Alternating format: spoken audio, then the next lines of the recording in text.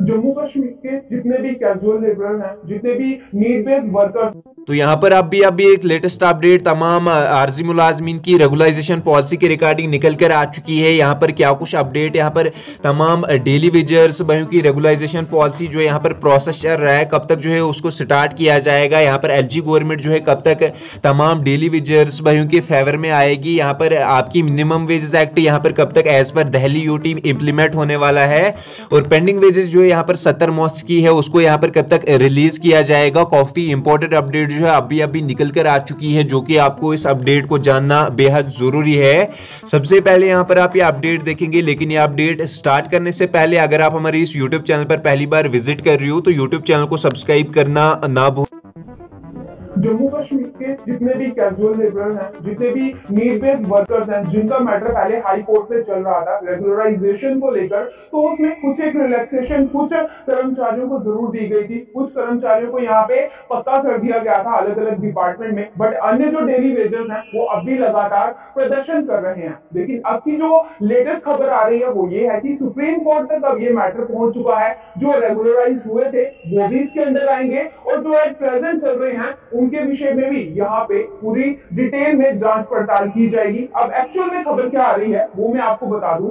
यहाँ पे special leave petition challenge कर रही है जम्मू कश्मीर हाई कोर्ट के डिवीजन बेंच की उस जजमेंट को, जिसमें कैजुअल लेबर जितने भी हैं, जिन भी वर्कर्स को रेगुलराइज करने को लेकर मनाही कर दी गई थी। अब जाके सुप्रीम कोर्ट की तरफ से इस पे क्या कुछ कहा गया है वो आपको बता दें। सुप्रीम कोर्ट की तरफ से ये जानकारी जम्मू कश्मीर सरकार से मांगी गई है, जिसमें casual labour, seasonal workers, need based workers जो हैं वो रेगुलराइज किए गए थे अंडर SRO 520 ऑफ 2017। यानी कि जो वर्कर्स यहाँ पे रेगुलराइज किए गए हैं उनका विवरण जो है वो जम्मू कश्मीर सरकार को अब सुप्रीम कोर्ट के समक्ष जाके रखना होगा। और डिवीजन बेंच जो है सुप्रीम कोर्ट की, जिसमें जस्टिस अनिरुद्ध बोस और जस्टिस संजय कुमार, इनकी तरफ से ये कहा गया है कि जम्मू कश्मीर सरकार जो है वो एफिडेविट के रूप में ये सारी जानकारी सुप्रीम कोर्ट तक पहुंचाए। और इसमें बेंच की तरफ से ये भी डायरेक्ट किया गया है कि सरकार जो है वो ये भी डिस्क्लोज करे कि 2017 का जो SRO 520 है उसके अनुसार जो रेगुलराइज किए हुए जितने भी व्यक्ति हैं अलग अलग विभागों में, उनका विवरण क्या है, उस पूरे विवरण का खुलासा जो है वो जम्मू कश्मीर सरकार को अब सुप्रीम कोर्ट में करना होगा। और इसी के साथ अब एक टाइम लिमिटेशन जो है सुप्रीम कोर्ट की तरफ से वो भी यहाँ दी गई है, और जिसमें 4 हफ्तों का समय जो है वो जम्मू कश्मीर सरकार को दिया जाता है सुप्रीम कोर्ट की तरफ से। और इसी के साथ आपको बताएं कि याचिकाकर्ता कैजुअल ने जो है यहाँ पे कोर्ट का दरवाजा खटखटाया है, जिसमें उनकी तरफ से ये कहा गया है कि 1997 में एंगेज हुए हैं जो एज अ लेबरर, कहीं ना कहीं उसी बात को लेके अब कैजुअल पिटिशनर जो है वो कोर्ट के दरवाजे पे पहुंच चुका है। और जिसमें हाई कोर्ट ने, आपको बता दें कि इससे पहले जब ये मैटर हाई कोर्ट में चल रहा था 2008 में, हाई कोर्ट ने इसका निपटारा करते हुए ये प्रावधान किया था कि जो अथॉरिटीज हैं वो कंसीडर करेंगी पिटिशनर को जो लगातार सर्विस में बने हुए हैं।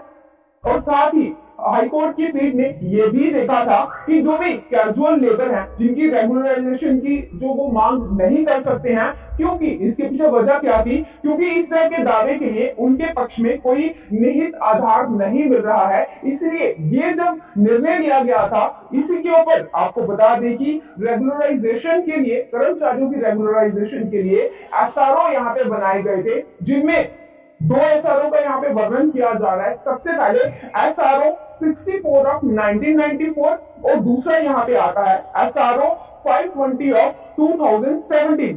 अगर मैं बात करूं SRO 64 ऑफ 1994 की, तो यहाँ पे रेगुलराइजेशन की बात की जाती है डेली रेटेड वर्कर्स की, और जो SRO 520 है ऑफ 2017, इसमें रेगुलराइजेशन की बात की जाती है कैजुअल लेबरर्स की। और जो SRO 520 है 2017 का, इसमें कहा जाता है कि उसमें वो वर्कर्स आते हैं जो 2015 तक एंगेज इसमें रहे हों। इन सब की रेगुलराइजेशन की बात जो है वो इस SRO में आती है। और कोर्ट ने यह भी देखा कि जो रिट कोर्ट ने जो यहाँ पे रॉन्ग प्रिमाइस के बेस पे ये कंक्लूजन निकाल के दिया है, इसलिए ये नियमों और कानून के अनुरूप बिल्कुल भी नहीं है। इसलिए इस विषय पे हस्तक्षेप करने की जरूरत जो है वो यहाँ पे लग रही है। और आपको बता दें अक्षेप यहाँ पे और जो फैसला किया गया था उस फैसले को भी यहाँ पे रद्द कर दिया गया है। और ये अथॉरिटीज को डायरेक्शन दी जा रही है सुप्रीम कोर्ट की तरफ से कि वो इस केस जो पिटिशनर का केस है इसे कंसीडर करें और इसकी रेगुलराइजेशन को लेके जो है वो कार्य भी करें। यानी कि 4 हफ्तों के भीतर जम्मू कश्मीर सरकार को अब ये डिस्क्लोज करना होगा कि जिन भी वर्कर्स को उन्होंने रेगुलराइज किया वो किस बेसिस पे किया।